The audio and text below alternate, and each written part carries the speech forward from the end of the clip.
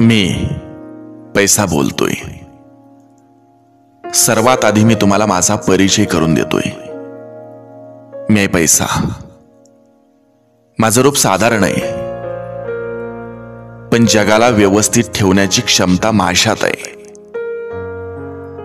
मनुष्याची नियत आणि प्रकृती बदलण्याची क्षमता ही माझ्यात आहे, कारण मनुष्य मला आदर्श समजतो।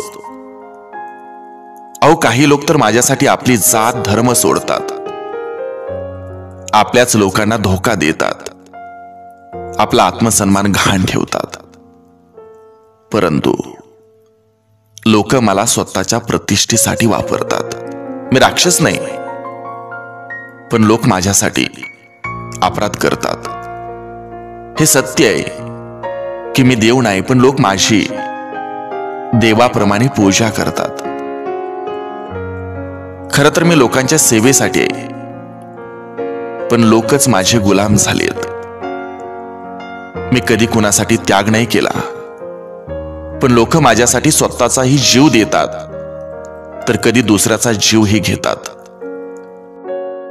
मला तुम्हाला काही गोष्टी लक्षात आणून द्यायचेत, सांगायचेत। मी तुम्हाला सगळं विकत घेऊन देऊ शकतो।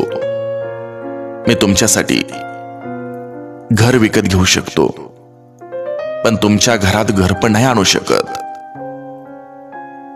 मी तुमच्यासाठी औषध आणू शकतो, पण तुमचं वय नाही वाढवू शकत।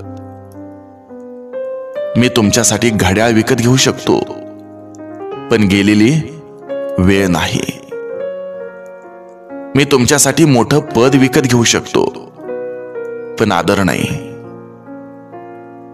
मी तुमच्यासाठी मखमली गादी विकत घेऊ शकतो, पण शांत झोप नाही।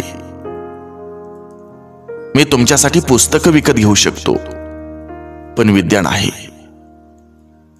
मी तुमच्यासाठी रक्त सुद्धा विकत घेऊ शकतो, पण कोमेजून जात असलेलं जीवन नाही। म्हणून लक्षात ठेवा, पैसा हे सर्वस्व नाही। पैसा जरूर कमवा,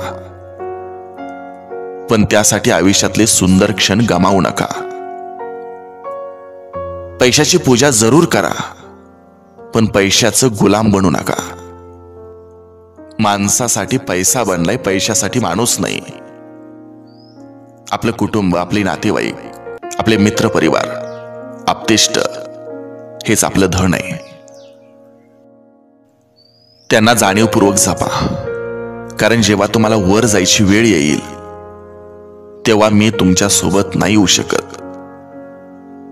तुम्ही केलेला परोपकार, दुसऱ्यांना दिलेला आनंद, मातृपितृ भक्ती, त्यांची सेवा, देश सेवा हेच खरं तुमचं धन आहे। तेव्हा सेवा करा, मग आयुष्यात तुमच्यासारखं सुखी कोणीही नसणार आहे, कोणीही नसणार आहे। विचार करा। रसिकानो, दोस्तानो, हा विचार तुम्हाला कसा वाटला जरूर कळवा। हा विचार कोणी लिहिला होता माहित नाही, पण ज्यांचा असेल त्याला सॅल्यूट। याचं सारश्रेय त्याला। भेटूया अशा सुंदर विचारासह।